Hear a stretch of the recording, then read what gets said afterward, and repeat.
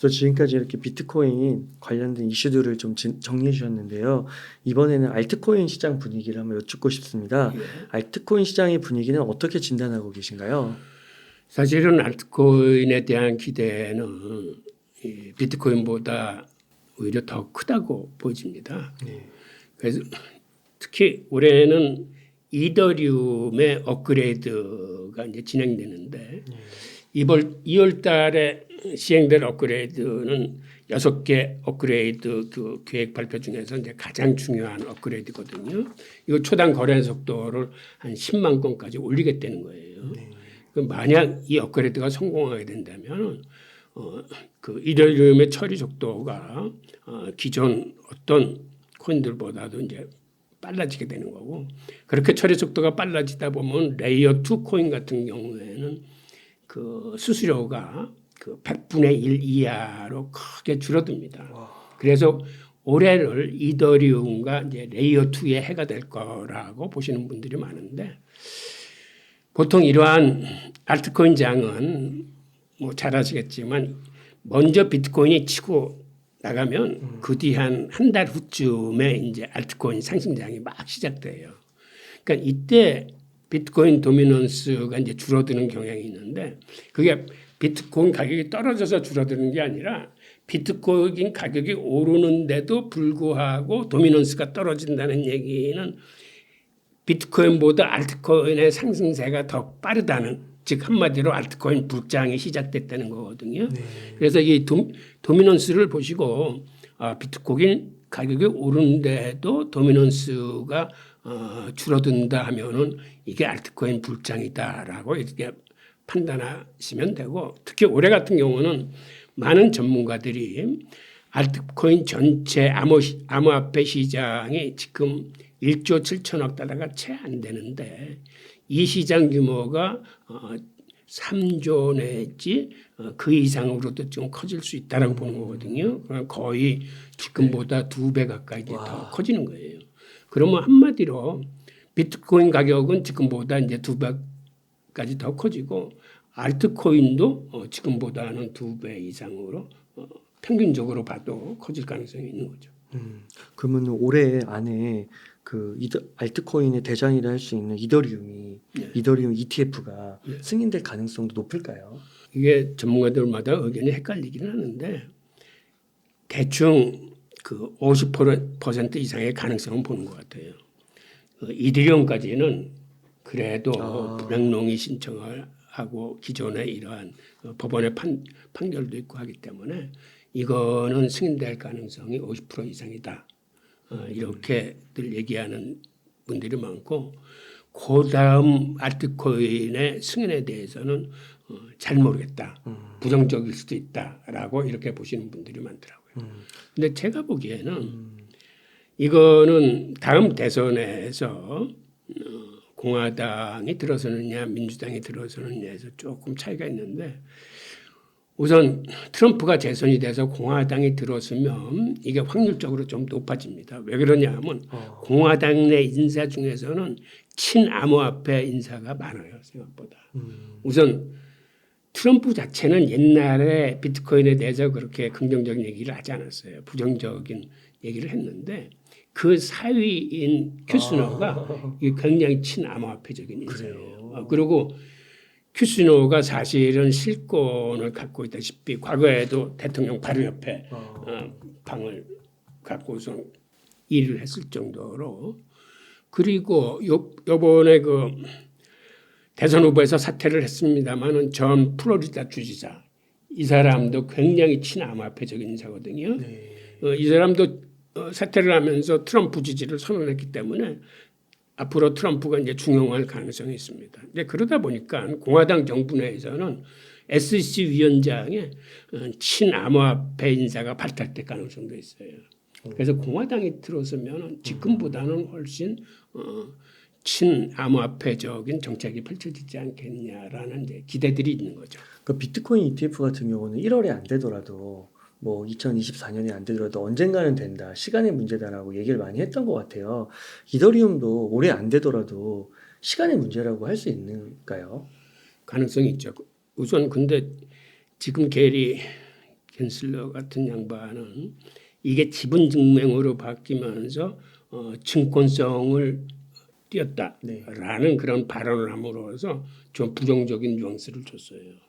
하여튼 그렇다 하더라도 기존의 법원의 판결이 있기 때문에 SEC가 법원의 판결은 굉장히 존중을 하기 때문에 승인 가능성은 있다고 봅니다. 네. 근데 그 향후가 문제인데 이제 정권이 바뀌면은 또 판이 이제 어떻게 깔릴지 이제 모르는 건데 아마 친암호화폐적이 되지 않을까라는 기대들을 많이 하는 것 같습니다. 네.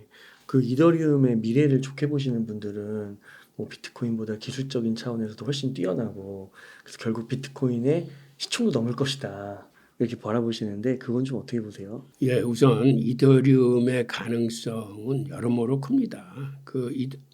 우선 2017년서부터 그 이더리움 생태계에서 뭐 NFT니 디파이니 여러 가지 신기술들이 접목되면서 이게 지금 과부하가 걸려가지고 처리 속도가 늦고 수수료가 비싸고 하는 이런 그 어려움은 있지만 이거를 이더리움이 업그레이드를 통해서 잘 해결을 해내고 그다음에 관련된 레이어 2들의 신기술이 나와가지고 지금보다 훨씬 기술적인 저게 앞서면은 뭐 가능성이 전혀 없는 건 아니에요. 그럼에도 불구하고 저는 개인적으로 비트코인을 뛰어넘기는 힘들다고 생각하는 이유 중에 하나다. 비트코인 진영에서도 지금 신기술 개발이 한창이거든요. 그 오디널스라거나 인스크립션 가지고 지금 NFT 또 이제 많이 탄생시키고 있고 그다음에 BRC20이라는 건 ERC20 이더리움에서 D랩들을 구동시켰듯이 앞으로 그런 식으로 이 비트코인 위에서도 그러한 거를 작동시킬 수 있지 않을까 하고 지금 개발하는 기술인데 물론 이러한 기술들에 대해서 시장에서의 평가는 엇갈립니다. 우선 이 비트코인 시장의 기술이 앞으로 비트코인 생태계가 발전할 여지가 크다라고 보는 측면이 있는가 하면 또 다른 측에서는 그래도 이더리움이 갖고 있는 스마트 계약이라는 그 본연의 기능을 쫓아가기에는 이거는 역부족이다라고 해서 이거를 한계를 긋고 부정적으로 보는 경향들이 있어요. 그래서 우리가 봐야 될 거는 비트코인 진영의 신기술이 과연 어느 정도로 어디까지 이더리움을 쫓아갈 수 있을지 이러한 기술 발전 동향에 대해서 좀 자세히 주목해서 이제 살펴봐야 되는 거죠. 저 이더리움도 비트코인처럼 뭐 예측 가격 모델 이런 게 있나요? 있더라고요. 이더리움도 있어요. 네. 우선 그 가상화폐 웹사이트 데코메디에 의하면 이더리움 가격을 올해 한 6,500달러가 아마 최고 점이 되고 아마 평균적으로는 뭐 한 4,500달러에서 왔다 갔다 할 거다 이렇게 분석하고 있고 내년에는 이게 10,000달러도 돌파할 거다라고 이렇게 전망들을 하고 있습니다. 그런데 이 이더리움의 예측 모델 중에서 그 이더리움 QTN 모형이라고 있는데 바로 이 모형에 의하면 이더리움 시가총액의 총액 정도가 이 방정식에 의해서 이제 산출이 되는 거예요. 그러니까 2020년 시가총액에 비해서 올해 시가총액은 그때에 비해서 2.4배 정도 커질 거다라고 이 모형이 이제 예측을 하고 있습니다. 그 얘기는 올해 시총이 8,540억 달러에 달해서 이더리움 계단 가격이 한 7,000달러까지 올라갈 거다라는 이런 계산이 나오는데 이 모형에 적용되는 방정식은 이게 일반인들이 보기에는 이게 생각보다 어려워요. 즉 이게 화폐경제학에서 나오는 화폐수량서를 토대로 바로 만들었기 때문에 이 방정식 자체는 일반인들이 이 방정식을 보고 이해하기는 좀 어렵고 대략 올해 내년까지 해서 한 700에서 1,000만 원 정도, 700만 원에서 1,000만 원 정도, 그 정도를 보는 거예요. 아 그렇군요. 네. 그러면은 교수님 또 이더리움 외에 알트코인 시장에서 주목해야 될 만한 코인이 있을까요? 최근에 아발란체가 업그레이드 계획을 발표했는데 이게 또 예사롭지 않더라고요. 이게 최대 처리 속도를 초당 10만 건을 달성하겠다. 그리고 그거를 2분기에 실행을 시키겠다. 이렇게 발생을 했는데 왜 예사롭지 않은 거냐면 초당 10만 건이라는 게 이게 굉장한 수치입니다. 작년에 솔라나가 그렇게 급등한 이유, 자그마치 솔라나가 작년에 1100%가 올랐는데 그게 사실은 이 처리 속도 때문에 그랬거든요. 솔라나의 지금 최대 처리 속도가 초당 6만 5천 건이에요. 근데 아발란테가 초당 10만 건을 한다는 거거든요. 즉 솔라나보다도 훨씬 더 빠른 처리 속도를 갖겠다라는 얘기고 이렇게 처리 속도가 빨라지면 수수료는 그만큼 또 싸집니다. 게다가 아발란체는 앞으로 주요 사업으로 등장할 자산 토큰화 사업을 글로벌 기업들하고 지금 협업을 굉장히 활발하게 추진하고 있는 화폐예요. 네. 그다음에 JP모건의 자산 토큰화 사업에도 이 아발란체가 쓰였다라는 이런 소식이 퍼지면서 작년에 아발란체가 한 350% 정도 가격 상승을 이뤄냈는데 이 초당 10만 건의 업그레이드가 이게 계획대로만 실행된다면은 아발란체 상승 속도는 이제 조금 더 가속화될 가능성이 있고 그리고 올해 사실은 주목받는 게 이더리움의 업그레이드로 인해서 레이어 2 코인들이 처리 속도가 빨라지고 수수료가 싸질 거기 때문에 레이어 2 코인들을 주목해야 되는 해라고 이제 많은 전문가들이 얘기를 하는데 이렇게 되면 레이어 1 코인하고 레이어 2 코인 간의 경쟁이 올해 치열하게 좀 벌어질 겁니다. 아발란체가 레이어 1 코인이니까 그다음에 솔라나도 레이어 1이고 그다음에 솔라나가 지금 마케팅 전략을 굉장히 잘 피고 있어요. 근데 그러다 보니까 솔라나나 아발란체가 대표하는 레이어 코인들하고 그다음에 그 이더리움 생태계의 레이어 2 코인 간에 올해는 이제 볼만한 경쟁이 벌어지는데 그거를 잘 판단하기 위해서는 두 진영 간의 업그레이드 혹은 기술 진보가 어느 정도 선까지 이뤘는지 그 기술의 발전 과정을 좀 관심 있게 살펴보셔야 될 거예요. 그 이더리움도 레이어 1이라고 하면 되는 거예요? 그렇죠.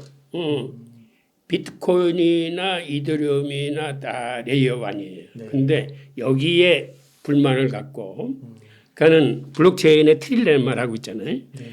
이 두 화폐는 다 그 보안성과 탈중앙화를 거의 생명으로 여기는 거예요. 그러다 보니까 과부하 걸리면 처리 속도가 굉장히 늦어.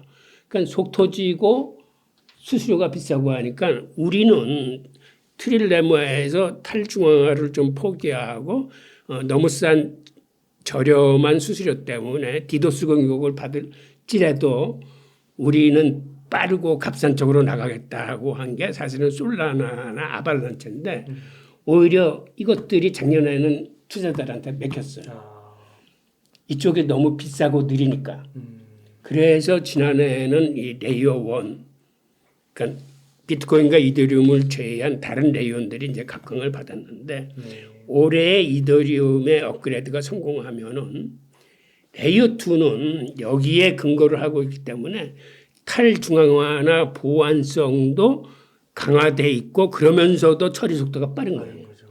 그래서 동등한 여건에서 처리 속도가 빠르다면 투자자들은 레이어 2로 갈 겁니다.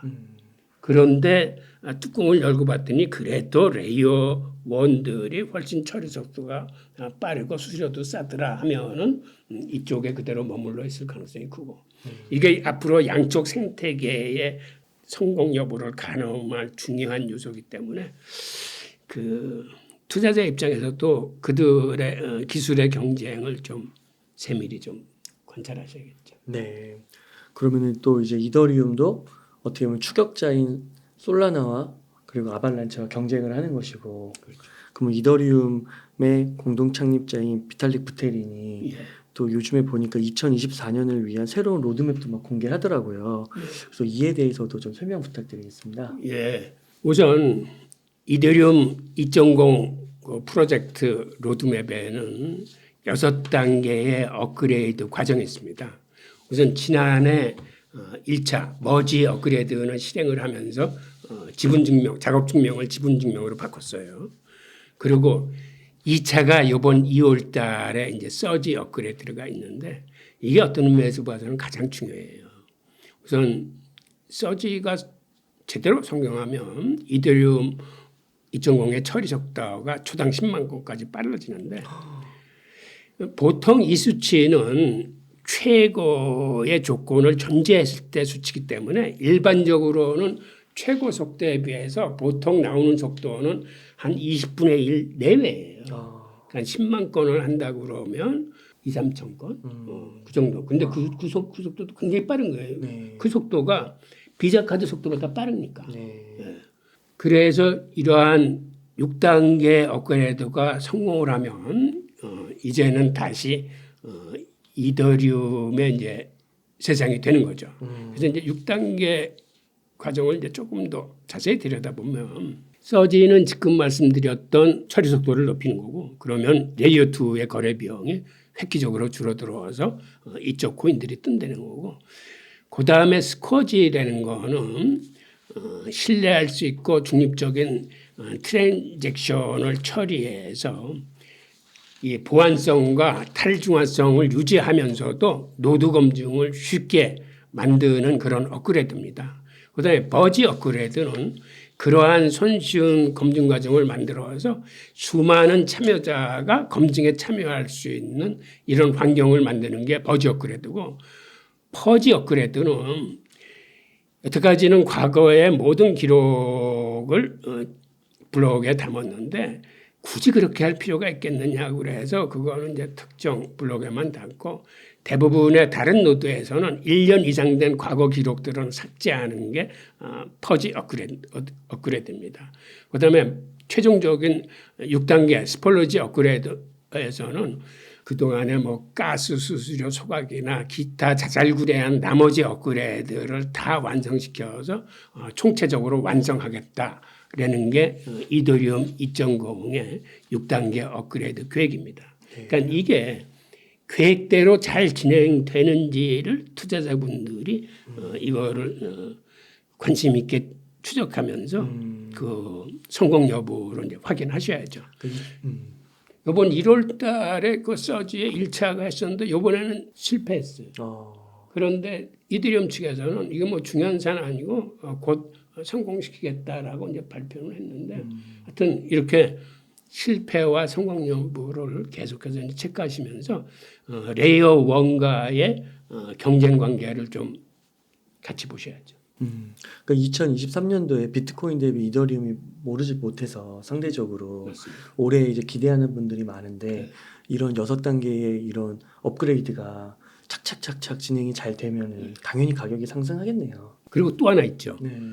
5월 달에 이더리움 BTF의 또 승인 여부가 또 ETF. 달렸습니다. 이게 또 승인이 되면은 엄청나게 그 수요가 생기니까 이 두 가지 요인이 올해 이더리움을 좀 끌어올릴 거예요. 네. 그러면은 이더리움을 바짝 쫓고 있는 솔라나 한번 여쭤보고 네. 싶은데 솔라나 가격도 이제 $100 뭐 밑으로 갔다가 또 $100 오르기도 하고 왔다 갔다 계속 하고 있더라고요. 예. 근데 이번에 보니까 또 그 이제 스마트폰 2 출시한다고 예, 사가 2인가요? 맞습니다. 그런 소식도 전하는데 예. 또 선주문이 되게 많다고 그러더라고요. 맞아요. 그래서 이 솔라나가 그 솔라나의 생태계를 봤을 때 이것도 더 확장할 수 있는지 그 가능성을 좀 여쭙고 싶습니다. 예, 이게 확장 가능해요. 아, 우선 솔라나가 그렇게 작년에 크게 인기를 모았던 거는 이게 확장성이 좋기 때문이거든요. 네.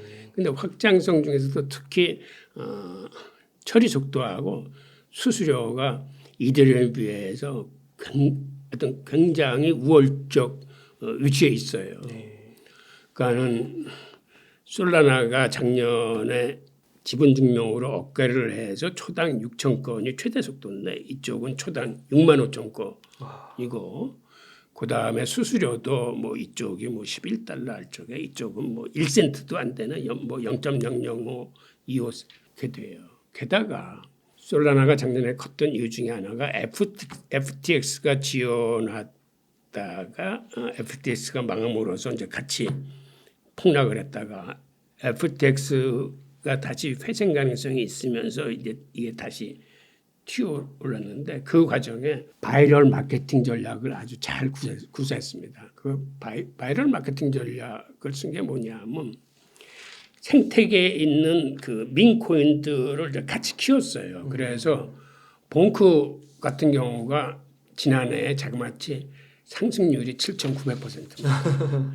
그러다 보니까 많은 암호화폐 투자들이 올해도 봉크 비슷한 놈이 없나라고 그래서 사막에서 바늘 찾듯이 이제는 민코인들을 쫙 투지는 거예요. 네. 그러면서 그쪽에 이제 투자들을 많이 하기 시작했고 이제 그러다 보니까 솔라나 같은 경우는 이 생태계가 같이 크면서 솔라나가 서로 커는 이런 시너지 효과들을 서로 주고받는 거예요.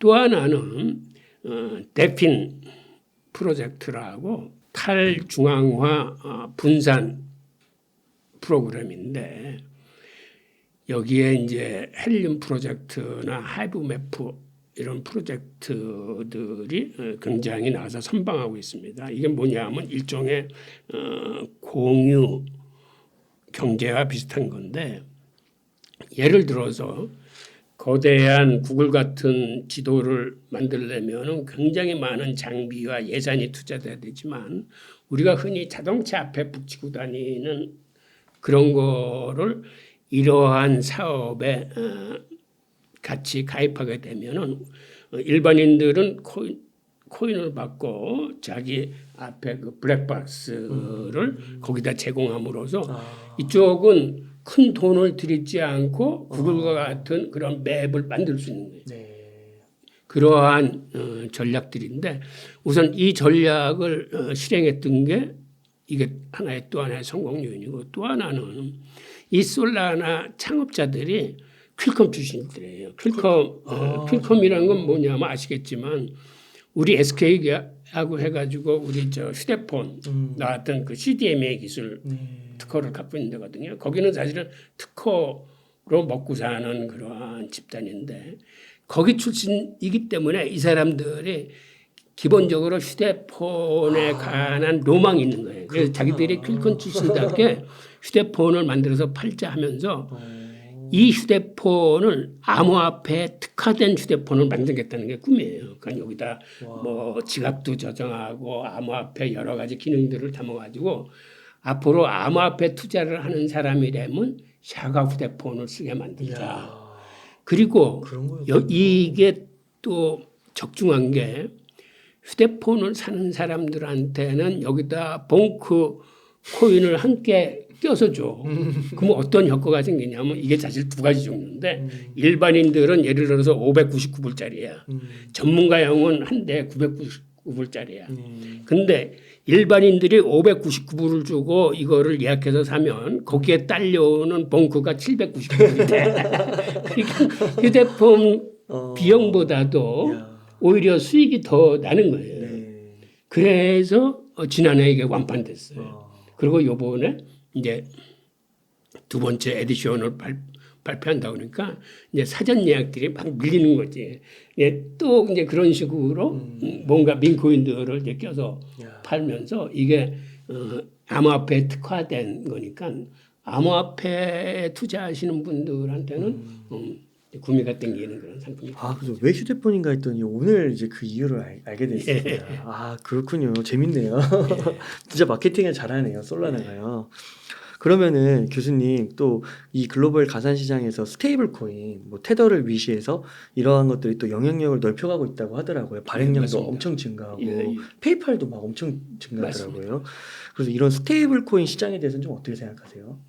스테이블 코인은 앞으로도 굉장히 전망이 좋습니다. 점점 더 커질 거예요. 네.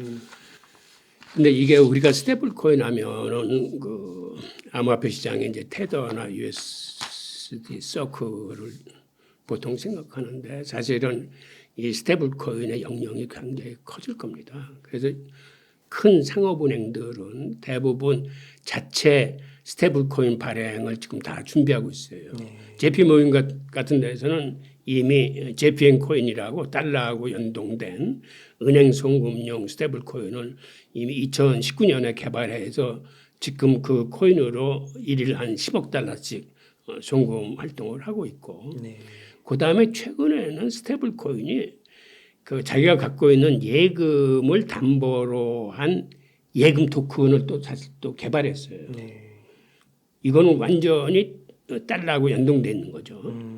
그래서 지금 미국 정부의 승인을 기다리고 있는 중이고 이런 식으로 앞으로 스테이블 코인은 암호화폐 시장뿐만 아니라 일반 상업은행 영역이나 혹은 아시다시피 페이팔 같은 경우도 그 계좌 수가 4억 3천만 개나 달하는데 여기도 달러하고 연동된 스테이블 코인을 이미 만들어서 쓰고 있고 앞으로 그래서 핀테크, 상업은행, 암호화폐 여러 시장에서 이제 스테이블 코인이 쓰이는데 아시겠지만 스테이블 코인은 미국 정부로서도 그렇게 반대하지 않는 이유 중에 하나가 여기에 담보물이 대부분 미국 국채입니다.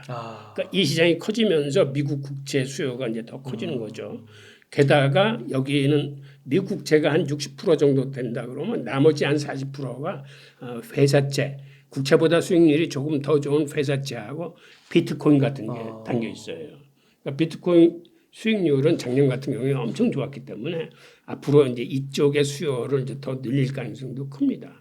그리고 아예 비트코인만을 담보로 하는 탈중앙화 스테이블 코인들도 많이 생겨나고 있어요. 여기는 대부분을 비트코인이나 이더리움 같은 걸로 담보로 이제 담고 있어요.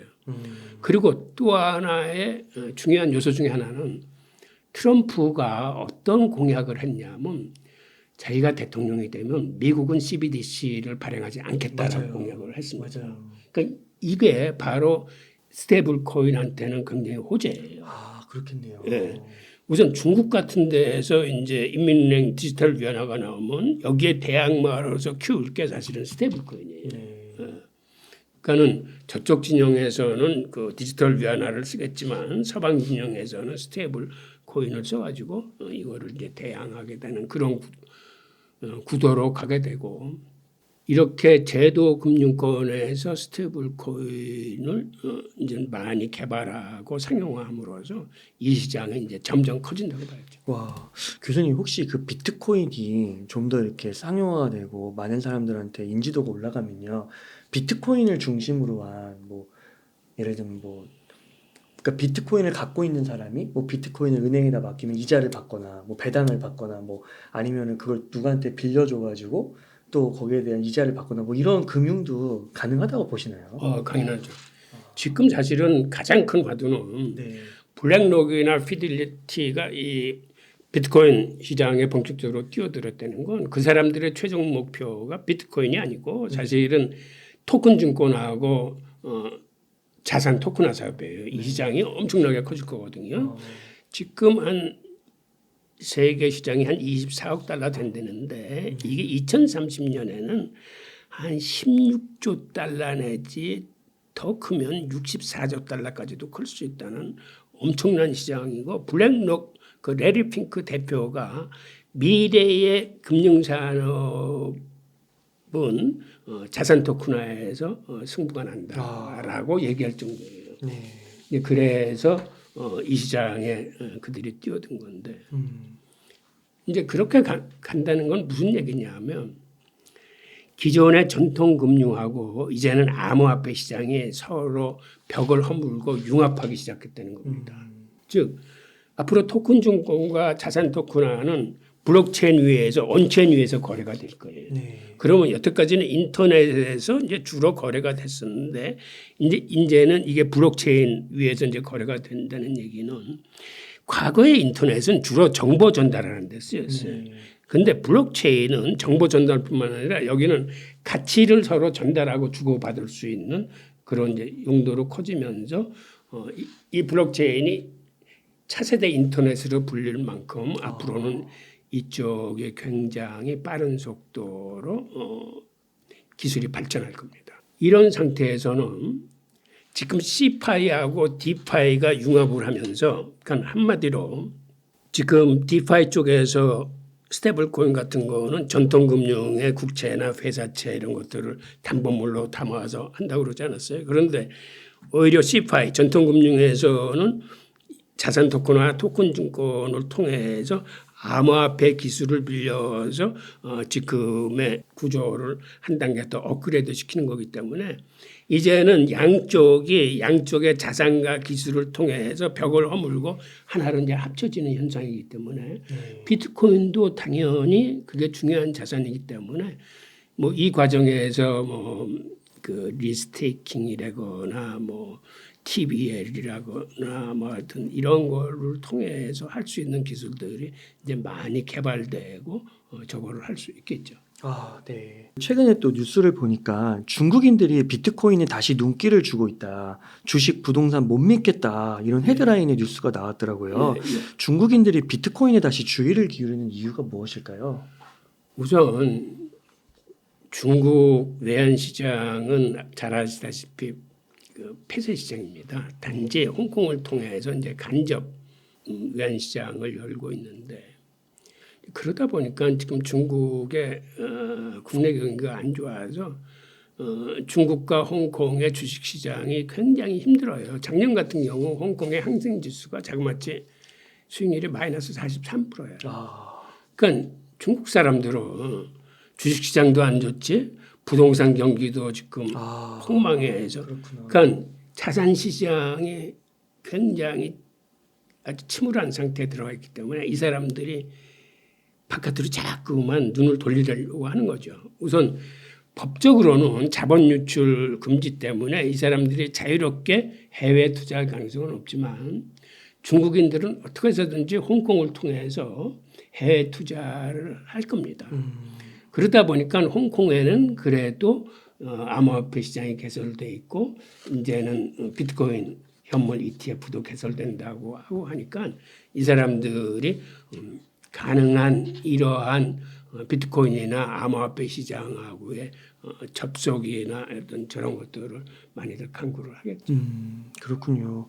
그러면 중국 정부 입장에서는 이렇게 비트코인에 대한 세계적 관심이 증대되는 거를 불편히 여기는 건가요? 그렇죠. 중국 정부는 우선 첫째 비트코인은 은행을 통하지 않고도 송금이 되기 때문에 자본 유출의 위험이 있는 거죠.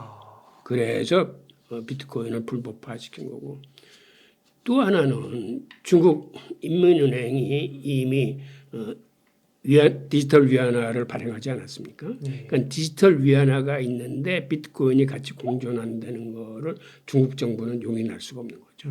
하여튼 이런 의미에서 비트코인을 철저히 막고는 있습니다만은 하여튼 사람 사는 곳에서 그렇다고 이게 철저히 모든 게 다 원천 봉쇄될 수는 없기 때문에 중국의 자본가들이 가능하면은 이런 싱가포르나 홍콩 같은 데 있는 곳하고 이제 커넥션을 맺어가지고 이쪽에 이제 투자의 기회를 많이 노리겠죠. 그러니까 중국에 있는 부자들이나 리더십들이 자본을 유출하고 싶어하는 거네요. 그렇죠, 그렇죠. 그 사람들은 중국 경제가 진짜 안 좋은가 보네요. 자본을 유치를 하지 않더라도 수익만큼은 홍콩이나 싱가포르에서 만들고 싶은 거지. 자기가 국내에서 아무리 많은 돈을 갖고 있어도 지금 주식시장이 뭐 40%씩 많아지고 부동산 경기도 지금 나락을 헤매고 있으니까 특별하게 자금을 굴릴 이러한 여지가 크지 않으니까 가급적이면 이 자금을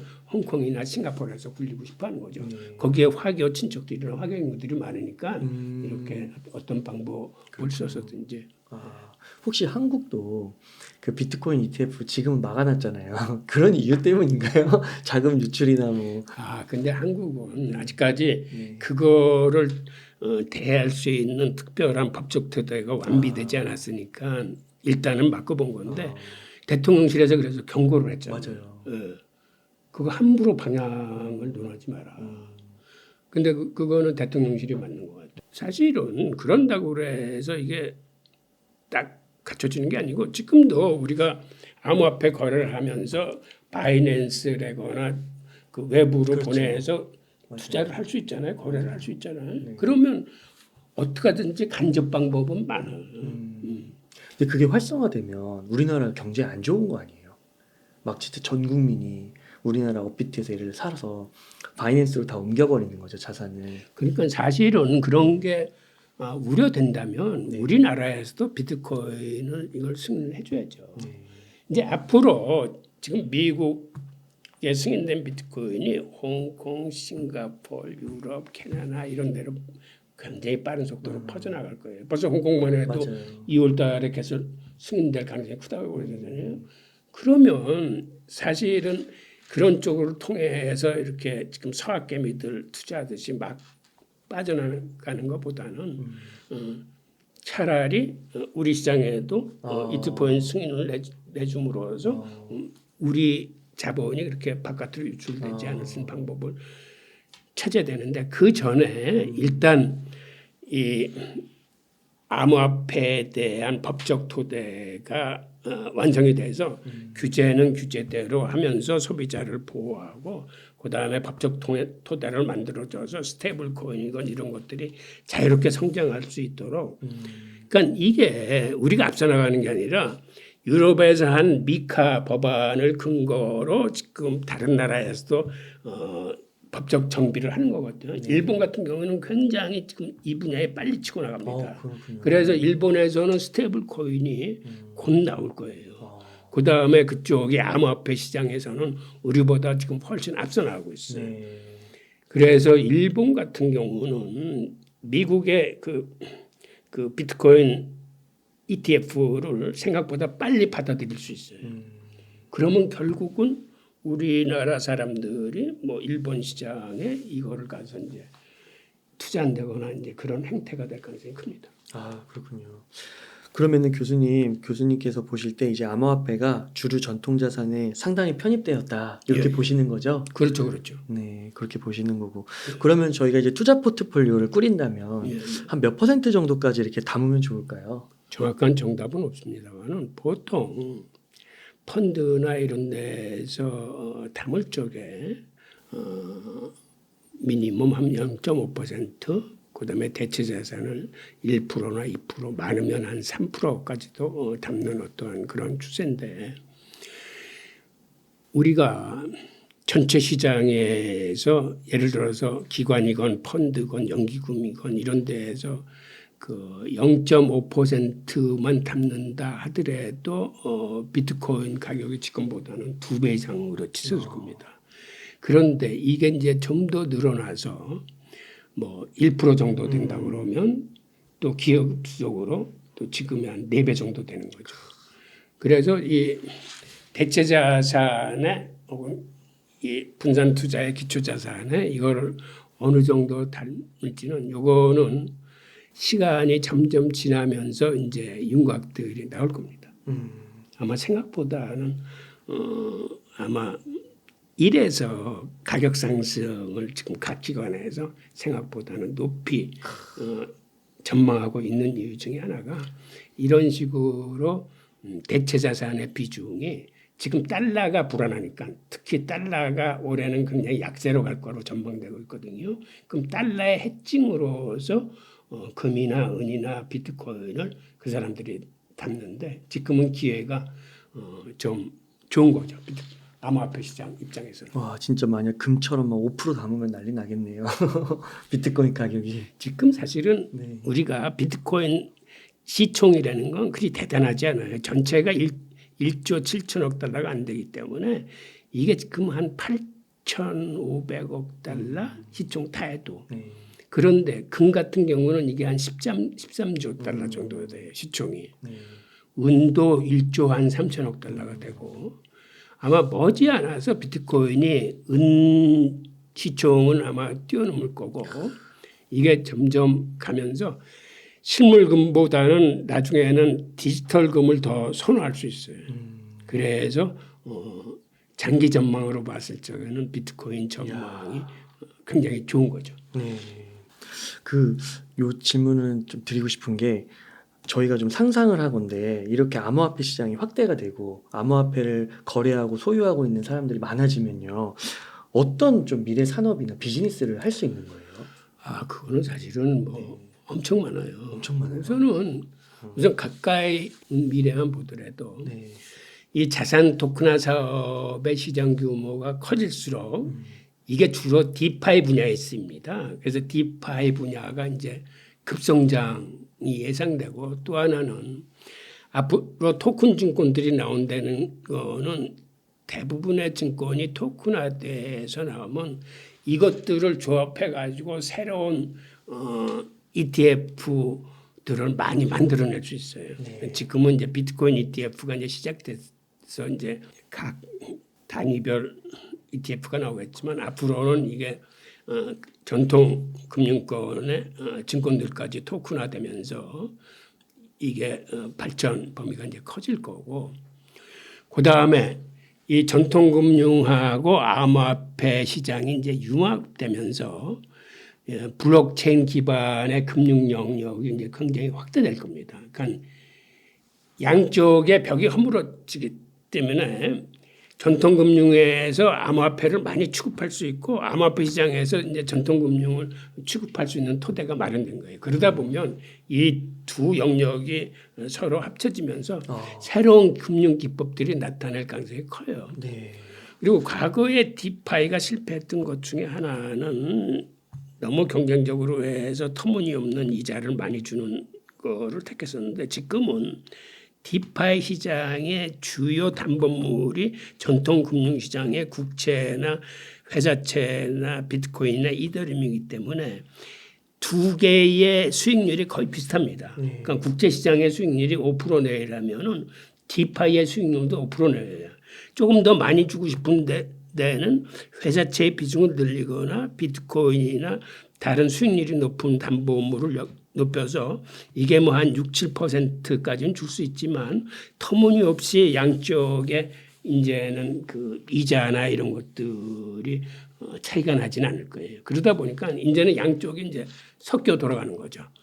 그 다음에 지금 NFT 분야에서도 그 범위가 이제는 많이 확대될 거예요. 예술, 게임, 부동산 이런 것들을 하면서 디지털 자산의 시장이 더 확대될 겁니다. 그리고 앞으로 많은 실물 경제에서 일어났던 계약들 중에서 이제는 암호화폐 분야의 스마트 계약이 들어감으로써 이제는 자동 거래와 신속한 거래가 가능해지고 그다음에 우리가 잘 알듯이 블록체인 기술로 모든 기록을 유지하고 추적할 수 있기 때문에 이게 공급망 관리에도 유용하게 쓰이고 뭐 환자 의료 기록이나 이런 것도 보존하고 프라이버시한 개인 정보들도 이게 코인화되면서 그게 이제 가치 있는 걸로 서로 교환될 수도 있고 그리고 모든 기관이 이제 블록체인 기술을 씀으로써 모든 게 투명화되고 보안이 이제 강화되는 건데 그 중에 또 특별히 우리가 주시해서 봐야 될 게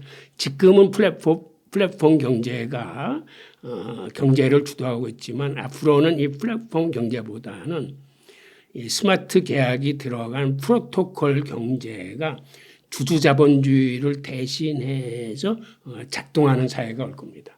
그렇게 되면은 지금의 경제가 좀 더 합리적이고 분배가 공정하고 투명한 이런 경제로 발전할 여지도 있고 궁극적으로는 암호화폐를 통한 직접 민주주의, 직접 선거가 가능해져요. 이게 사실 데이비드 차움의 궁극적인 목표였는데 지금은 이제 선거를 치른다는 게 돈도 많이 들어갈 뿐만 아니라 시간적으로도 오래 걸려요. 그런데 앞으로는 이 코인을 가지고 암호화폐로 선거를 치르게 되면 큰 돈 들이지 않고 빠른 시간 내에 직접 투표가 가능해집니다.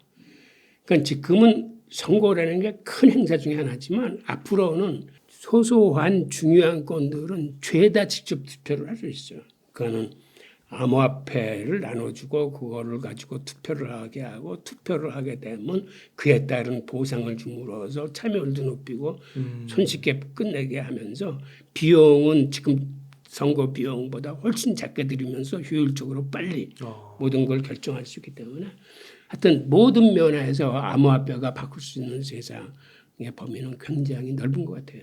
네. 그리고 혹시 또 지금 이제 기업들 가운데서 눈에 띄는 테마는 AI 인공지능인데요. 이런 AI 인공지능하고도 그 접합점이 있나요? 그렇죠. 인공지능 에이전트라고 하는 거는 이게 환경을 인식하고 특정 목표를 달성하기 위해서 작동하도록 설계된 일종의 메커니즘을 얘기하는 거거든요. 그러니까 이게 지금 디파이 시장은 물론이고 각종 분야에서 인간을 대신해서 활동함으로써 우선 단순하게 보더라도 재테크 방법을 획기적으로 이게 변화시킬 수 있어요. 그러니까 내가 들어가서 판단해서 하는 것보다 인공지능이 모든 정보를 취합해서 신속하게 매수와 매도를 행할 수 있으면 얘가 효율이 이제 훨씬 높은 거죠. 그리고 지금 우리가 이제 메타버스 기술 같은 것들이 처음에 막 화려하게 꼽히는 듯하다가 이제 지금은 이제 좀 잠잠한데 이쪽 분야가 이제 앞으로 인공지능하고 만나고 또 챗 GPT하고 만나고 그러면 신기술이 접목되면서 다시 한번 화려하게 꼽힐 수 있는 여건이 이제 마련될 수 있다고 합니다. 아, 그렇군요. 네, 교수님 오늘도 정말 귀중한 인사이트들 많이 나눠주셔서 감사드리고요. 그러면은 지금 한 1억 정도 여유 자금이 있으면 어떻게 투자 전략을 세우면 좋겠나요? 저는 사실 한 5개 분야에 골고루 나누고 싶은데요. 이제 하나는 물론 비트코인이고 다음은 올해 또 오를 이더리움이고 또 하나는 작년에 약진했던 레이어 1 코인들이 올해도 계속 기술 진보를 이룰 것으로 보이길래 레이어 1이 하나고 그다음에 올해 각광받을 수 있는 레이어 2 그리고 나머지 하나는 테마별 1등 코인 예를 들어서 게임파이 뭐 인공지능 자산 토크나 이런 것 중에서 가장 유망한 것들에 나눠서 이렇게 20% 이렇게 투자를 한번 하고 싶습니다. 그런데 여기에 이제 또 다른 요소가 하나 있는데 지금 일본의 기준금리나 시중금리가 인상될 가능성이 커요. 작년 12월 달에 일본 중앙은행 총재가 국회에서 답변한 게 올해는 마이너스 기준금리를 인상하겠다는 그 뉘앙스가 풍긴 발언들을 함으로써 일본에는 기준금리가 1월이나 4월이나 7월 달에 인상될 것이라는 설이 이제 파다한데 1월 달에는 지진이 일어남으로써 이제 이거는 물 건너갔고 4월 달이나 7월 달에 인상설이 있습니다. 그다음에 10년물 YCC도 이게 하반기로 들어서는 7월 달경에 폐지될 확률이 가장 높다라고 이제 투자자들이 보고 있어요.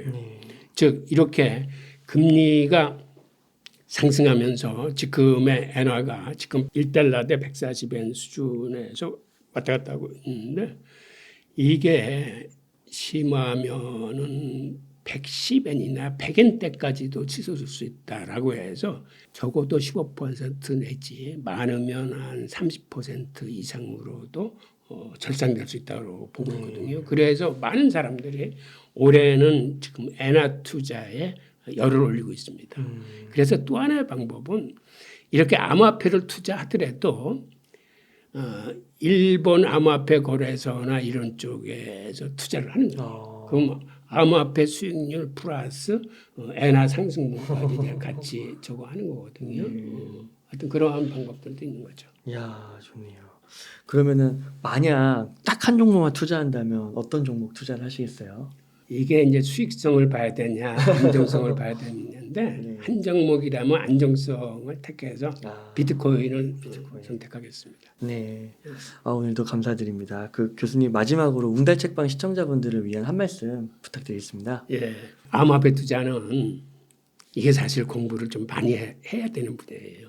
그래서 공부를 해야 이제 자기 확신이 생깁니다. 그리고 또 하나의 팁을 드리자면 이 분야에서 가장 고민을 많이 하고 공부를 많이 하는 집단이 있어요. 그게 어디냐면 암호화폐 프로젝트에 직접 돈을 투자하는 벤처 캐피탈리스트들입니다. 그러니까 이 VC들은 프로젝트별로 뭐 몇백만 불, 많게는 몇천만 달러, 심하면 몇억 달러도 투자하기 때문에 이들보다 공부를 열심히 하는 데는 없어요. 그래서 사실은 이 펀드레이징 벌어질 때, 즉 투자 자금 모을 때 어떤 암호화폐가 얼만큼 유명한 VC들로부터 얼만큼 많은 투자금을 확보했냐가 사실은 좋은 기준이 될 수 있습니다.